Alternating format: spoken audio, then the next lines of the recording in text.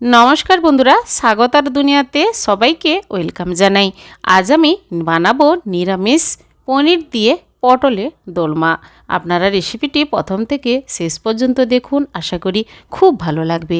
গরম ভাতে দুপুরবেলা কিংবা অনুষ্ঠান বাড়িতেও এভাবে পটলের দোলমা বানিয়ে কিন্তু ফেলতে পারবেন অনায়াসে। চলুন কিভাবে বানিয়েছি দেখানো যাক।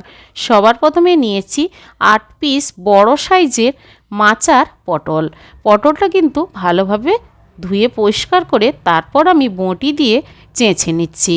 চেঁচে নেওয়ার পর পটলের দুদিকে মুখটা কেটে অল্প অল্প করে ছুলে নেব। পুরো পটল না ছুলে অল্প ছুলে তারপর একটা চামচের সাহায্যে ভেতরের দানাগুলো এভাবে আমি বের করে দিলাম। সবগুলো পটল এইভাবে কেটে ভেতরের দানা বের করে রেডি করে নেব পটলের দোরমা বানানোর জন্য। দেখুন এভাবে সবগুলো কেটে নিয়েছি আর আলাদা করে শাঁসটা রেখেছি। পটলের দোরমা বানানোর জন্য পটলের ভেতরের শাঁসটা কিন্তু খুবই নরম, তাই মিক্সি জারে দিয়ে দিলাম। আর আদা টুকরো করে 3টে দিয়েছি, কাঁচা লঙ্কা 3টে, সাদা তিল 4 টেবিল স্পুন অল্প জল দিয়ে পেস্ট করে নিলাম। এবার পনির নিয়েছি 100 গ্রাম।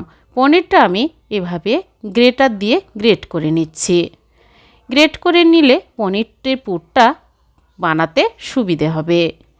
গ্যাস অন করে কড়াইয়ের মধ্যে সামান্য কালো জিরে দিয়ে দিলাম। তারপর মিক্সিতে পেস্ট করে রাখা মশলা আর পটলের পেস্ট দিয়ে দিলাম। এবার দিয়ে দিচ্ছি হলুদ গুঁড়ো সামান্য পরিমাণ আর অল্প লবণ দিয়ে দিলাম আর অল্প চিনি দিলাম স্বাদটা ভালো আসার জন্য। সামান্য পরিমাণ গরম মশলা গুঁড়ো দিয়ে দিলাম। এরপর দিয়ে দেব গ্রেট করে নেওয়া পনির।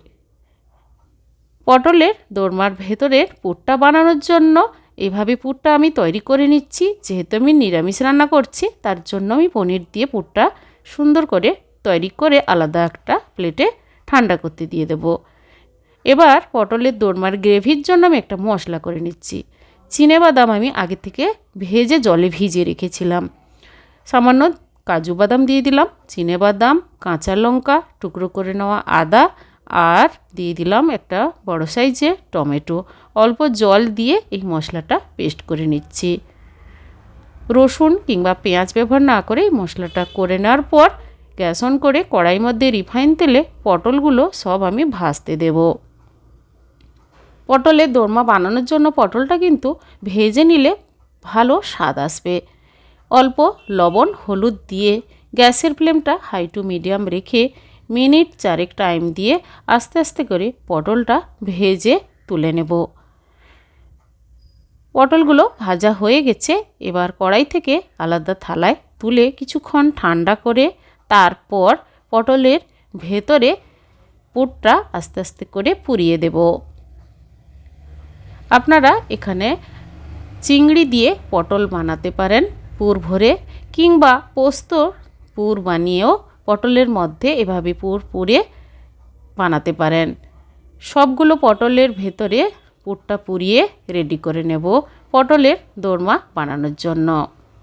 পটলের দোরমা যখনই আপনারা বানাবেন বাজার থেকে নরম পটল কিনবেন, তাহলে পটলের দোরমার স্বাদটাও ভালো আসবে আর পুরটাও এইভাবে বানালে দুর্দান্ত লাগবে খেতে।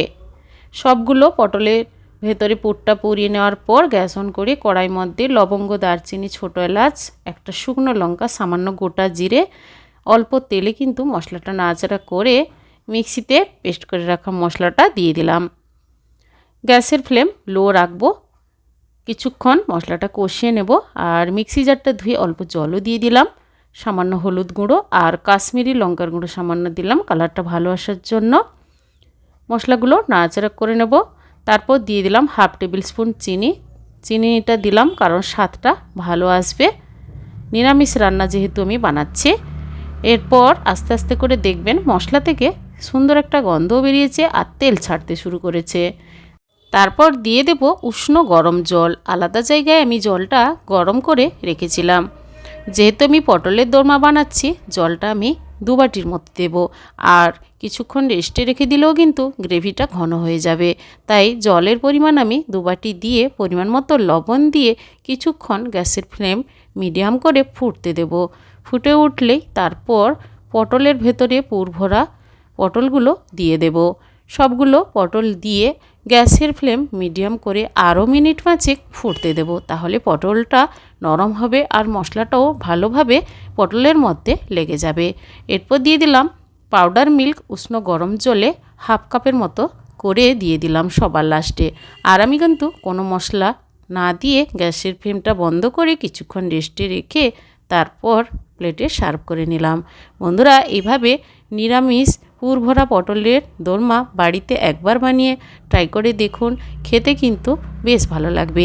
আজকের এই রেসিপিটি কেমন লেগেছে কমেন্ট করে অবশ্যই জানাবেন, লাইক করবেন। আর আমার চ্যানেলে নতুন বন্ধু হতে চাইলে আমার চ্যানেলটি সাবস্ক্রাইব করে নেওয়ার অনুরোধ থাকলো। বন্ধুরা, পাশে থাকা বেল আইকন প্রেস করবেন। আমার চ্যানেলে যখন কোনো নতুন রেসিপি দেব আপনাদের কাছে নোটিফিকেশান খুব সহজে পৌঁছে যাবে। আমি তো বসে গেছি বাড়ির সবাইকে নিয়ে গরম ভাতের সঙ্গে পটলের দোরমা বানিয়ে। আপনারাও এভাবে বানান। আজই পর্যন্ত, আবার হাজির হয়ে যাব যে কোনো সময় নতুন কোনো রেসিপি নিয়ে। সবাই ভালো থাকুন, সুস্থ থাকুন। ধন্যবাদ।